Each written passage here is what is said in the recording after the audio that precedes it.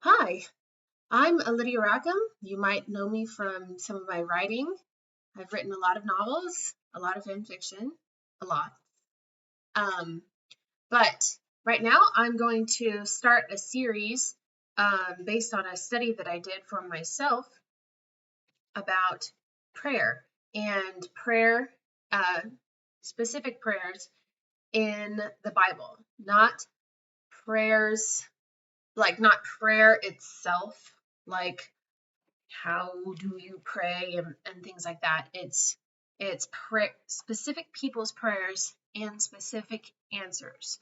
So I skipped over things like the Psalms because there are lists of prayers, but you don't exactly know when David or Solomon or the other guys wrote them, and you don't exactly know what happened as a result of those prayers. So I started at the beginning and went through and wrote down and studied each one of these prayers from specific people. I had my own personal reasons for doing this, and perhaps some of that will come out as I talk about and share these, but right now I am supposed to be sharing these with you. That's what I'm supposed to be doing. So I'm supposed to be sharing, and so I trust that the people who come to this and hear it are the ones that need to come and hear. So we can start at the beginning, way back. You might think also, and I'm not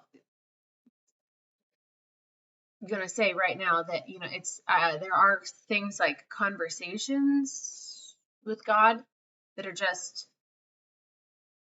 conversations sometimes, not asking for anything specific, not expressing a problem or anything like that. And so I didn't count those either because it's not a hey and then a response. That's what I was interested in. So as I began, I was interested to see that while Adam and Eve had conversations with God, obviously, they never asked him for anything. They never said, hey, what about this, or help with this, or give me this, or what should I do? They didn't do that. And so I'm going along and I'm like, okay, well, who actually expressed the first problem to God and then expected him to do something about it? And the answer actually surprised me. So I'm going to read it to you. I'm going to read the story.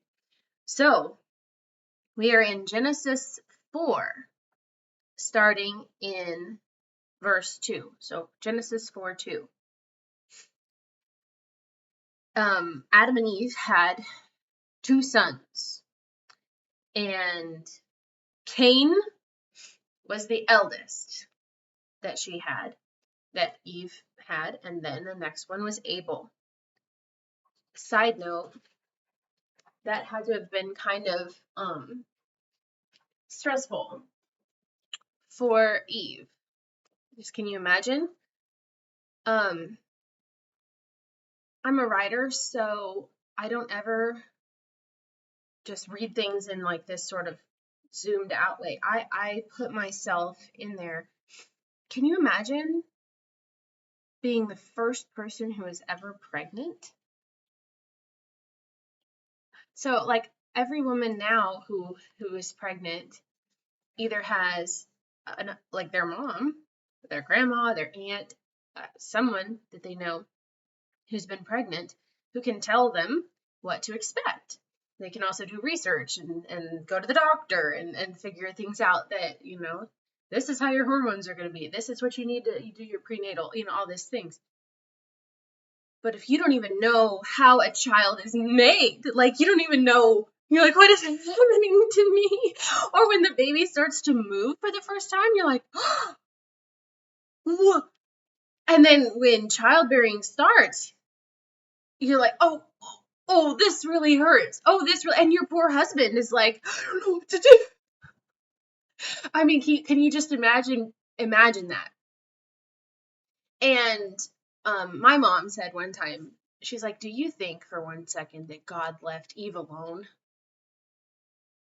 during that process? Of course not. He did not. He was still speaking to them. He was still teaching them, even though they had broke faith with him. He didn't just leave them. So of course he was teaching them.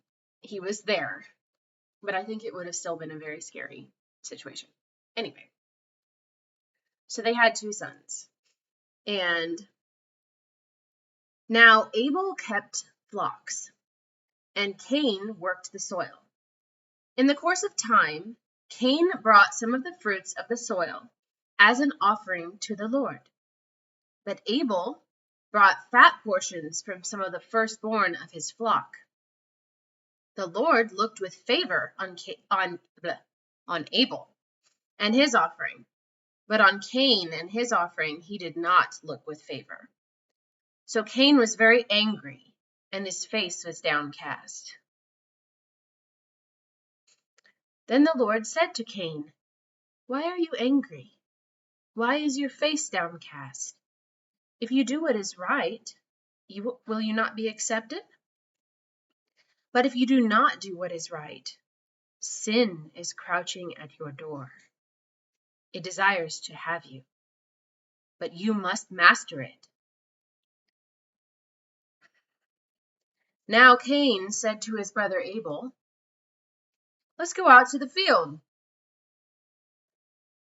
And while they were in the field, Cain attacked his brother Abel and killed him. Then the Lord said to Cain, "Where is your brother Abel?" "I don't know," he replied. "Am I my brother's keeper?" The Lord said, "What have you done? Listen! Your brother's blood cries out to me from the ground. Now you are under a curse and driven from the ground, which opened its mouth to receive your brother's blood from your hand. When you work the ground, it will no longer yield its crops for you. You will be a restless wanderer on the earth." Cain said to the Lord, "My punishment is more than I can bear. Today you are driving me from the land, and I will be hidden from your presence. I will be a restless wanderer on the earth, and whoever finds me will kill me." But the Lord said to him, "Not so. If anyone kills Cain, he will suffer vengeance 7 times over." Then the Lord put a mark on Cain, so that no one who found him would kill him.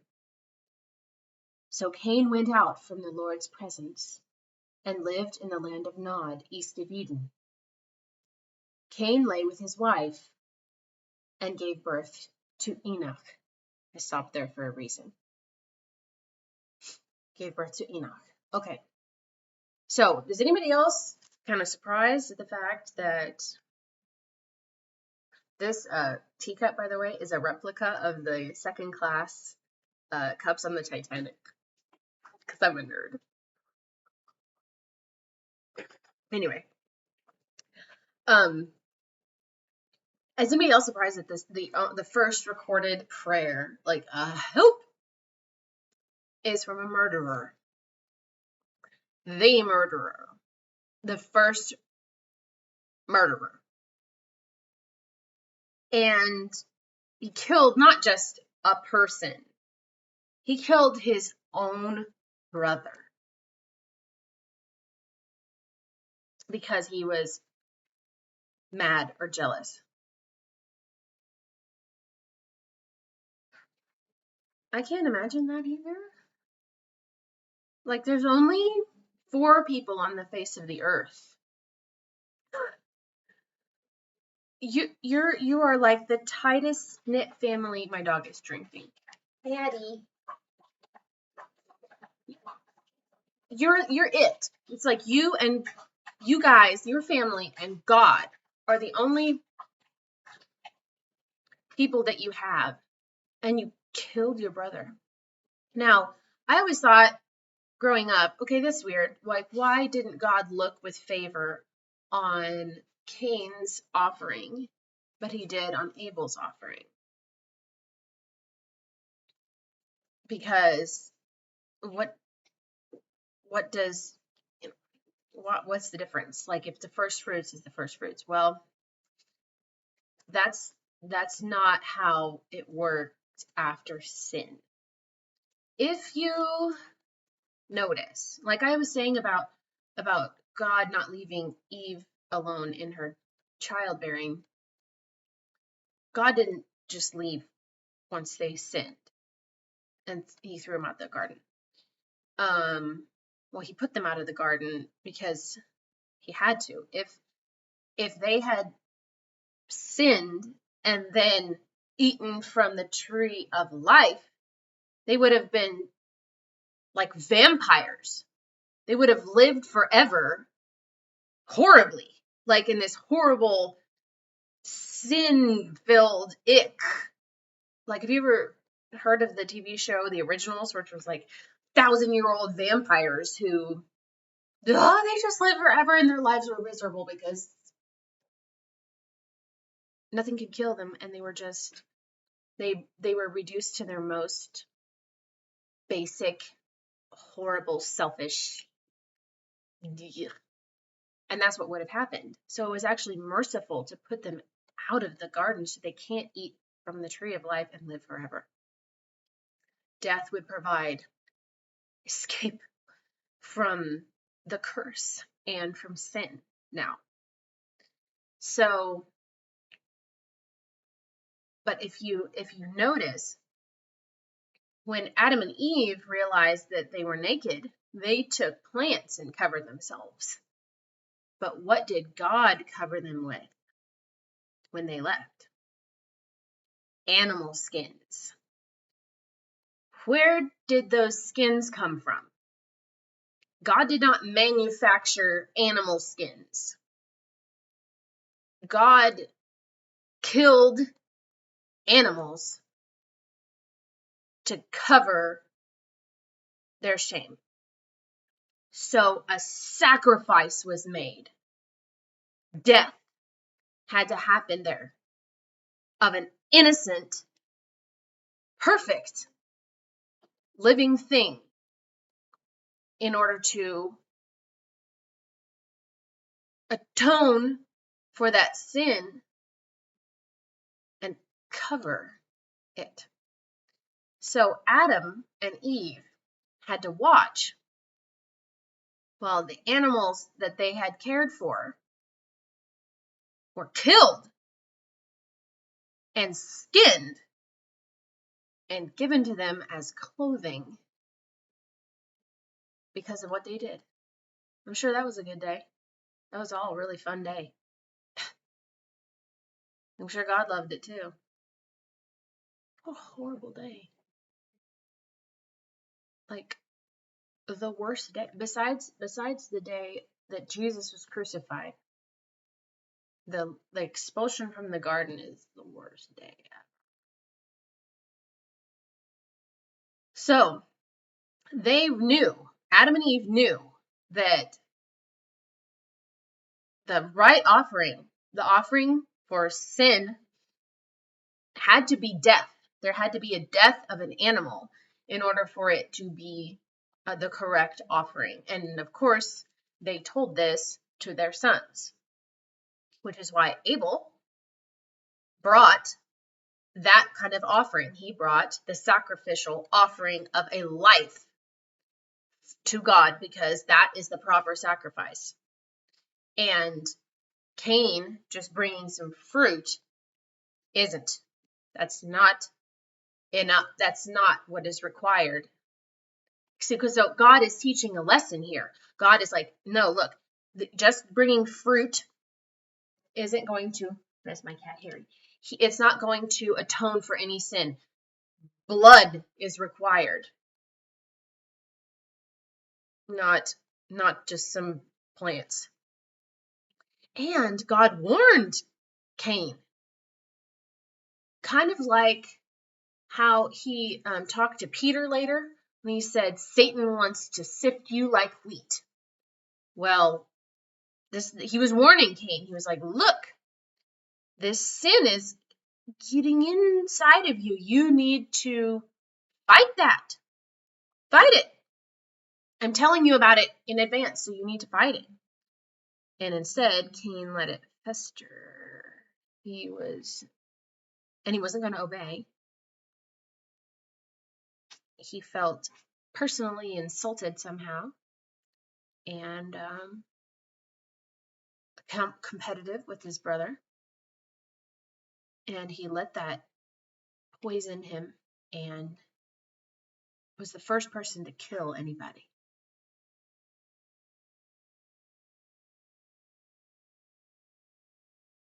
Yeah, I can't imagine that experience either. But then, so what do you expect? Like, God warned him, said, don't do that. Don't let this get in your head.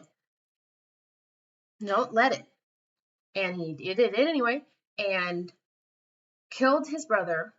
And then he didn't lie. Well, I guess he did lie, but he said, I don't know where he is.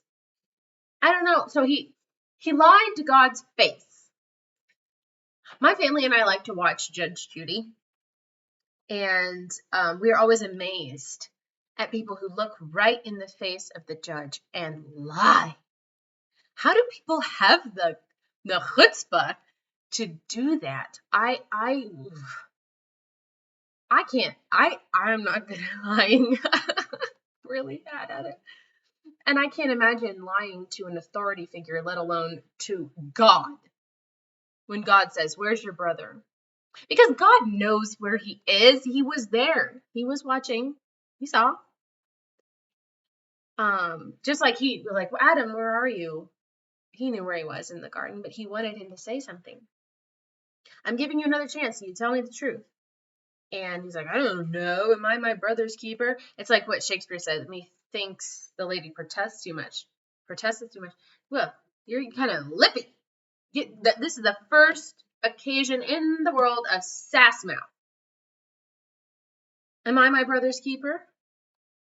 Yeah. You're actually the older brother, so yeah, technically you are. And so God is going to take away probably the thing that gave Cain the most joy, which was planting things. Cain had a green thumb. He was good at growing all kinds of things. And God took that away. So nothing he planted would grow. And he would have to leave his family. Now, he would have to leave his parents. He obviously had to marry one of his own sisters. But it said he was driven away from the presence of God, which is effectively hell. So he's going to be outside of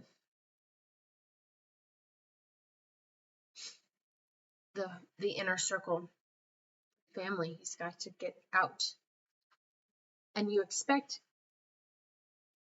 God to kill him. You kind of expected that, like, bam, you did that, bam, you're struck by lightning and you are dead. Instead, he's having a conversation with him, and then Cain hears that and he goes, that's too much. That's too bad. I cannot handle it. I can't handle what you just are saying to me. I can't bear that. And a human father would have said, well, suck it up. Too bad. You know what you just did. Get out of here. But, and then when he says, whoever finds me will kill me. Well, meaning like my dad is going to kill me. My dad's going to kill me. Any of the rest of my parents' children are going to kill me. Because also, I don't know that he knew how long he was going to live. You know, they all live hundreds and hundreds of years. So throughout his life, you know, he's going to be afraid of everybody. But I'm sure the people on his mind right now are my parents are literally going to kill me. And this is like the shock of the, but the Lord said to him, not so. If anyone kills Cain, he will suffer vengeance 7 times over. I just want everybody to think about that for a little bit. Like, no one's going to kill you. I'm going to protect you. You do not deserve it. Nothing that you have done. You didn't give a good sacrifice. You lied to my face. You killed your brother. And now you're saying something like, this is not fair. Like, instead of striking you dead, I'm banishing you instead of killing you. And you're like, well, that's not fair. And instead of saying, shut up, he says, well, no, I'm going to put a permanent protection around you so that no one will kill you.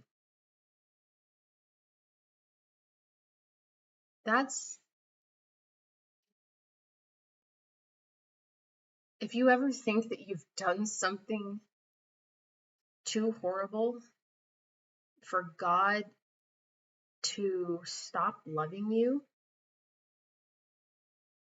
you haven't, clearly. God still loved Cain in spite of all that. Like the real prodigal son, Cain. And it's not a physical mark, you know, like, if you kill Cain, then this bad things will, like like a curse over a mummy's tomb. If you go in here, then the plagues of the will get you. That's not on. It's not like it's like, have you heard of the phrase, like, he's a marked man? Like, he's singled out for specific attention. And, you know, in that context, it's not good. You know, it's it's almost like you've got a bounty on your head, a price on your head. Right. So it's like a shield, like an invisible, and that people just feel that when they meet him, they're like, ooh, no touch, you know. You just give off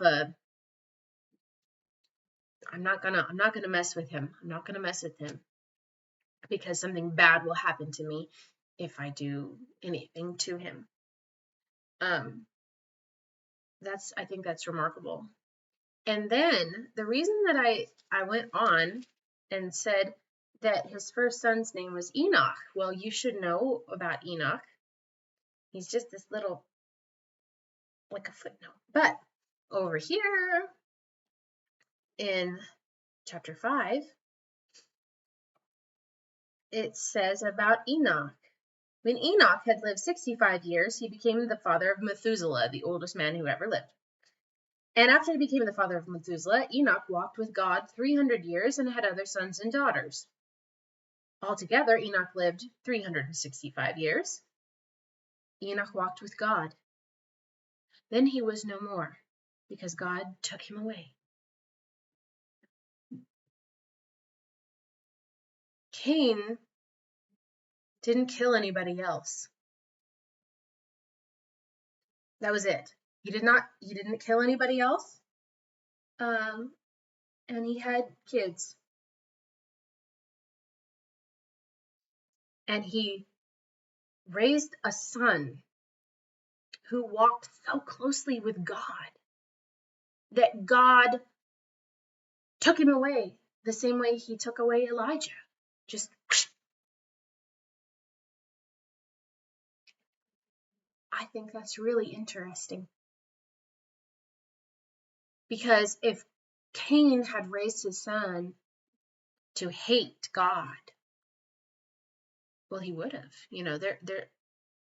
If he had planted that seed of hatred towards God in his whole family line, there's no way, that Enoch would have walked with God and then went to heaven without dying. So something happened with Cain. We have to kind of assume that. It's not written, but it's not written when he had a change of heart. But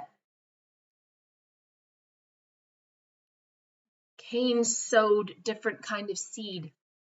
He didn't plant plants anymore. He had sons and daughters, and one of them was so close to God that he just...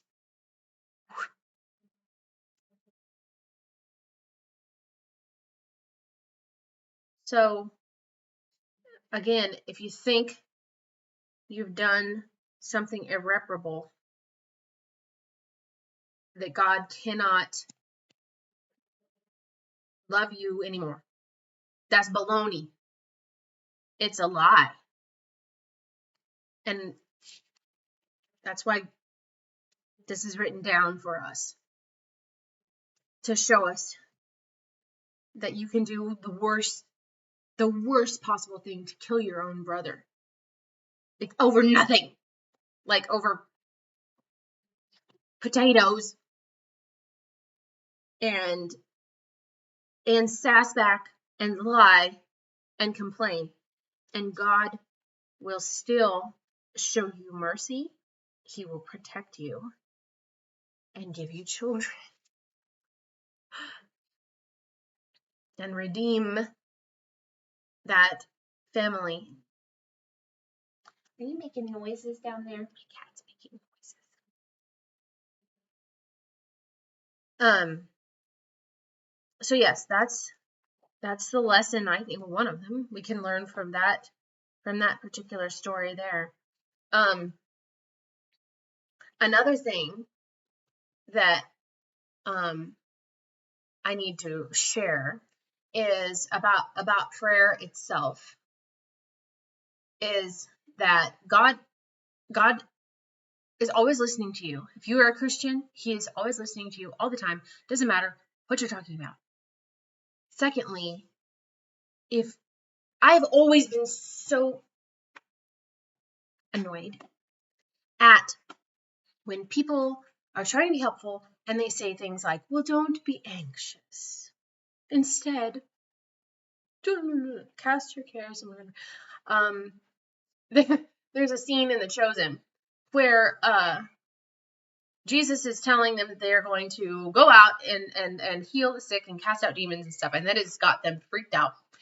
And they're worried about, this. And Andrew, who is anxious, he's talking to himself here. He's like, he says, don't be anxious.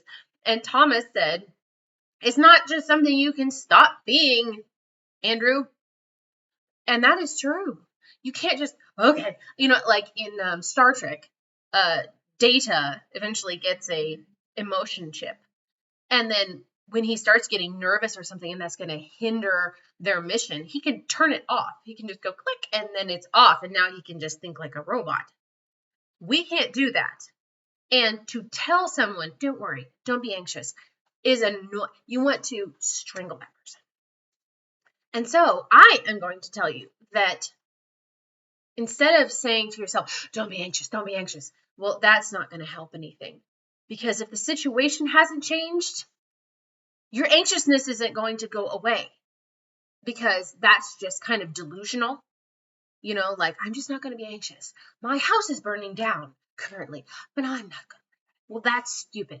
So instead, I would say that your feeling, your anxious feeling, is actually your call to pray. It is your little flag that says, you need to pray about this. This is important. Bring this to God right now and fight.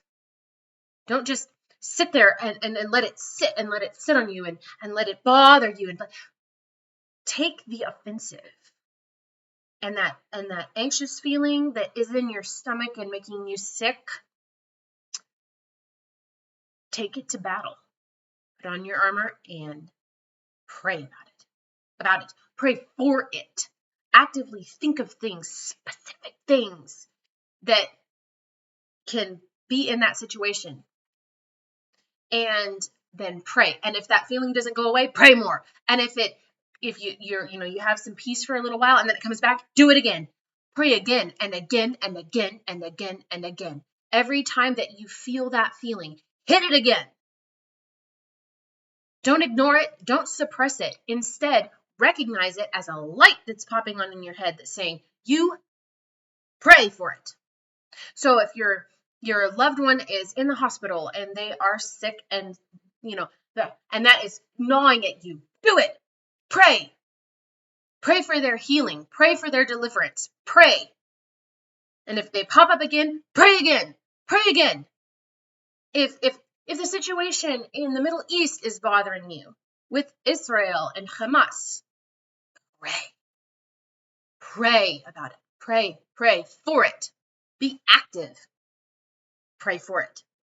Each time that something pops into your head, if there's a relationship in your life that is eating you up, if something is unresolved and you can't do anything about it and it's just tormenting you, pray.